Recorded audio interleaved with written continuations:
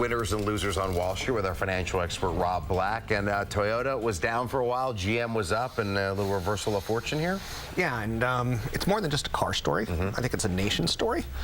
Japan has been healing their economics. Their economic policies are starting to work. It is a nation that buys 90% of their own vehicles, of their own brands. The U.S., GM kind of stole the crown a few years back, ran with it. As the U.S. economy was strong, Americans tend to buy American-made trucks.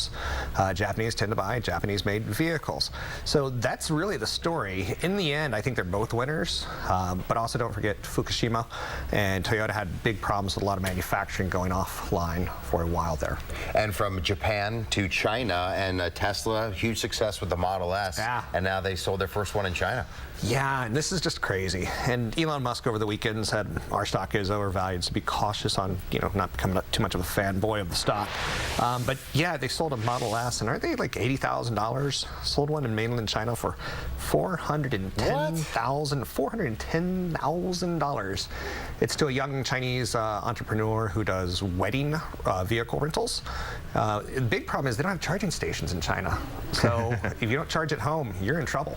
It makes you worry that they're not going to sell any more Model S's in the United States. They'll just ship them all over to China where they can triple their money, double their money. Yeah. Again, the charging station is going to be the story, and even the story for the stock. It's going to have very slow adoption in the world because there's just not worldwide charging stations. You can be a fan of the car, and it's beautiful, but they are going to hit some headwinds. Okay, from our other favorite topic, cars, to fast food. Burger King, McDonald's has seemed to be kind of on the decline lately, just a little bit as far as their sales. Yeah, but Burger King seems to be doing well. Burger King is. They just reported a profit that on paper you go, holy mackerel. Profit jumped 90%. And it wasn't just the Whopper that did well. It was the fact that they changed their business model from corporate stores to franchisees. So their cost went way down. Their profit went way up. Long story short, a little financial engineering. This is just, the fast food wars is fascinating to me because Burger King's getting ready to roll out a high-end coffee. My generation looked at Burger King as horrific. McDonald's is horrific. We ate it because it's cheap. We didn't have money for a $10 meal at Applebee's.